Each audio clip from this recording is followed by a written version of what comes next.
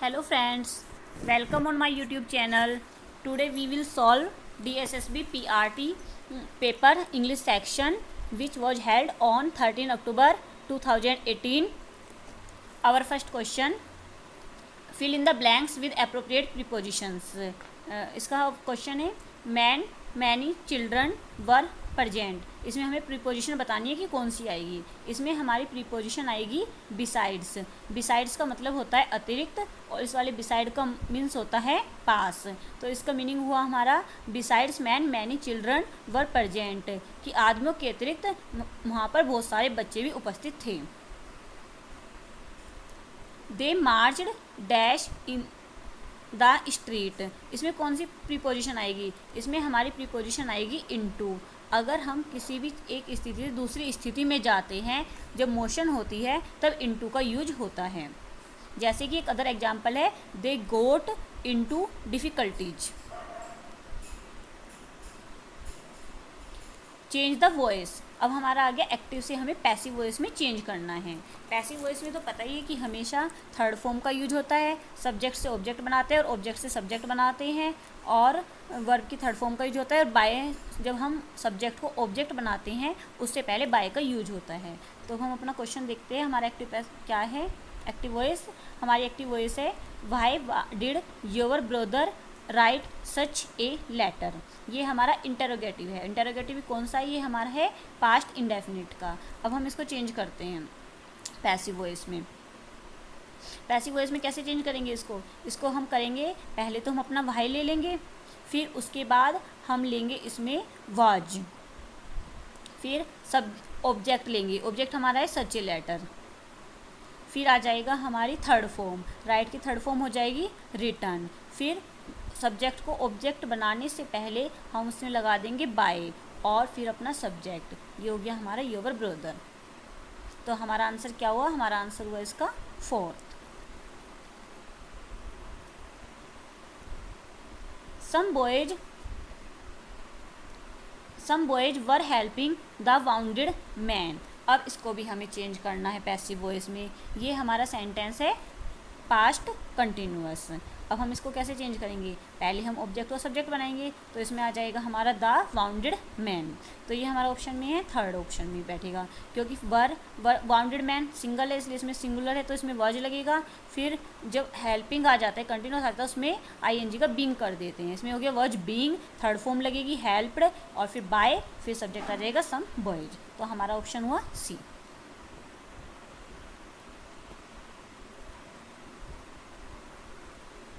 अब हमारे आ गए select the correct fresher verbs. अब हमें इस फ्रेशर वर्ब्स यूज करनी है. जैसे हमारा है please don't dash our conversation. तो इसमें क्या आएगी फ्रेशर वर्ब. इसमें हमारी आएगी ब्रेक इन. कृपया हमारी बातचीत में विराम ना लगाएं. इसका मीनिंग ये होता है. We had to dash powdered milk as fresh milk was not available. इसमें हमारी फ्रेशर वर्ब आएगी फॉल बैक ऑन, जिसका मीनिंग होता है सहारा लेना.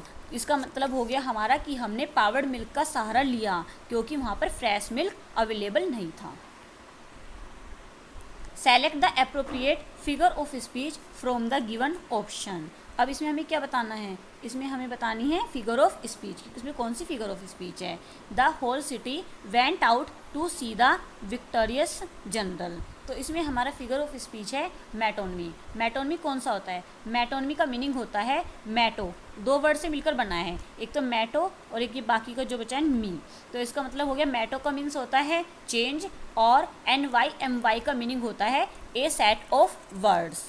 Metonymy is a figure of speech in which something is called by a new name that is related in meaning to the original thing और concept.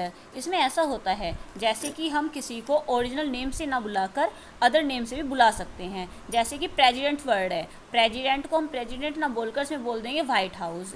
ऐसे ही king हो गया, king ना बोलकर उसका अदर नेम ले लेंगे क्राउन. जैसे कि इसमें दिया है whole city went out to see the victorious general. इसमें विक्टोरियस जनरल यूज किया है एक अदर वर्ड, विक्टोरिया ना बोलकर.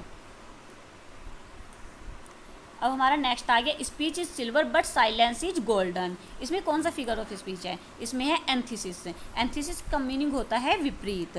तो इसमें सेंटेंस में दो अपोजिट वर्ड यूज किए गए हैं, जैसे कि एक तो स्पीच का अपोजिट हो गया हमारा साइलेंस, एक हो गया सिल्वर का अपोजिट हो गया गोल्डन। तो इसलिए यहाँ पर कौन सा फिगर ऑफ स्पीच है? यहाँ पर है antithesis. Select the appropriate antonym of the given word. इसमें हमें बताने हैं इसके एंटोनिम। पहला है हमारे इसमें सर्क्यूटियस। सर्क्यूटस का मतलब होता है घुमावदार। तो इसका एंटोनिम क्या होगा? इसका होगा डायरेक्ट। डायरेक्ट का मीनिंग होता है सीधा। पिक्वेंट। पिक्वेंट का एंटोनिम क्या होता है? पिक्वेंट का एंटोनिम होता है ब्लैंड। पिक्वेंट मीन्स होता है आकर्षक और ब्लैंड मीन्स होता है अनाकर्षक।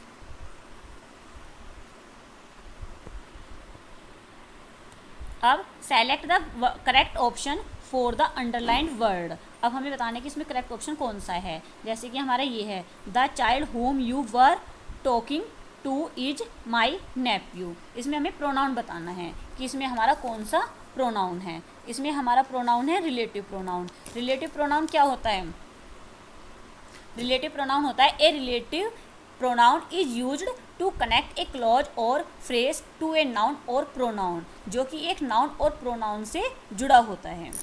और इसके कुछ अदर वर्ड भी होते हैं रिलेटिव प्रोनाउन के, वो होते हैं who, went, who, whose, which, that, where और whom. There is a brick wall surrounding the house. इसमें हमें बताना है एडजेक्टिव। इसमें कौन सा एडजेक्टिव है? इसमें हमारा एडजेक्टिव है क्वालिटेटिव एडजेक्टिव। क्वालिटेटिव एडजेक्टिव होता है जो किसी की विशेषता बताता है, किसी पर्सन की या फिर थिंग की, और उसमें नाउन भी आ सकता है। जैसे कि इसमें दिया है वॉल। वॉल दीवार होती है। इसमें बताया गया कि जो दीवार है वो ब्रिक से बनी हुई है, अर्थात वो ईंटों की बनी हुई है, इसलिए यहाँ पर उसकी क्वालिटी बताई गई है। Use the appropriate article to fill in the blanks. तो इसमें क्या बताना है? आर्टिकल बताना है कि इसमें आर्टिकल कौन सा यूज होगा। पहला है हमारा the government has drawn up a plan to help dash unemployed. अब इसमें हम कौन सा लगाएंगे आर्टिकल? इसमें हम लगाएंगे आर्टिकल द। क्यों? क्योंकि अगर हम एन यूज करेंगे तो इसका मतलब हो जाएगा कि जो गवर्नमेंट है उन्होंने एक बेरोजगार के लिए एक प्लान बनाया। पर गवर्नमेंट एक बेरोजगार के लिए क्यों बनाएगी? वो तो सबके लिए बनाएगी, ग्रुप के लिए। तो इसलिए इसमें यहाँ पर द आर्टिकल यूज होगा। Birbal was dash wisest of the 9 jewels in Akbar court. इसमें आ गया मतलब कि क्या इसमें आर्टिकल यूज होगा? इसमें हमारा आर्टिकल होगा द यूज, क्योंकि ये वाइजेस्ट जो है वो सुपरलेटिव डिग्री है। सुपरलेटिव डिग्री से पहले हमेशा द का यूज होता है। और इसका मतलब हो गया हमारा बीरबल अकबर के दरबार के नवरत्नों में से सबसे अधिक बुद्धिमान थे। Choose the correct idioms from the given option. अब हमें बताना है कि इसमें कौन सा इडियम्स है। इसमें हमारा इडियम्स है he got into serious trouble when the court declared his business agreement. तो इसका मतलब क्या होगा? इसका मतलब होगा a hard nut to crack, कि परेशानी में फंस जाना। इसका मीनिंग हो गया कि वह एक ऐसी परेशानी में फंस गया जब कोर्ट ने उसके बिजनेस के एग्रीमेंट को डिक्लेयर किया।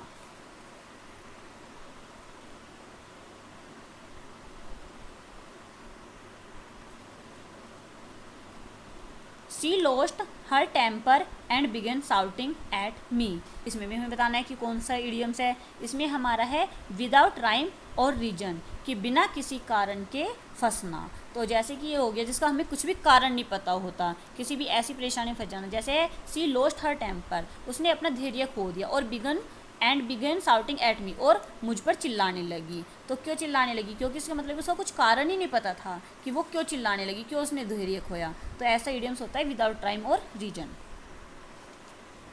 Identify the below given sentence as simple, compound और कॉम्प्लेक्स सेंटेंस। अब हमें इसमें आइडेंटिफाई करने हैं कि कौन सा सिंपल है या कंपाउंड है या फिर कॉम्प्लेक्स सेंटेंस है। तो अब हम देखते हैं। Whenever it rains I feel a craving for hot tea and fried snacks. इसमें हमारा है कॉम्प्लेक्स सेंटेंस। कॉम्प्लेक्स सेंटेंस वह होता है जिसमें एक डिपेंडेंट क्लोज होती है और एक इंडिपेंडेंट क्लोज होती है, दोनों ही क्लोज यूज होती है, और ये मिश्र वाक्य होता है। I listened to the song and felt nostalgic.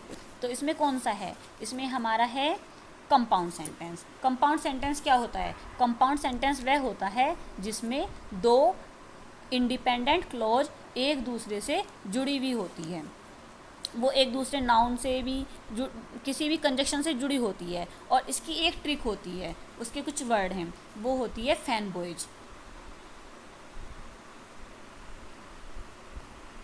हम जिन जिन कंजक्शन का यूज करते हैं उसकी ये ट्रिक है। जैसे कि कौन कौन सी होगी, एफ का मतलब होता है फोर, एक का मतलब होता है एंड, एन का मतलब होता है नाइदर नोर, बी बट, ओ और, वाई यट, एस सो। इस टाइप से इसकी ये ट्रिक है। अगर हमें ये ट्रिक पता होगी तो हम अपने कंजक्शन आराम से लगा भी देंगे और पता भी चल जाएगा। Select the correct option of the present participle in the given sentence. Arriving late the show had already begun. तो इसमें क्या है, इसका है हमारा C option, arriving late he found that the show had already begun. Being a rainy day I did not go out. इसमें हमारा है it being a rainy day I did not go out. Thank you.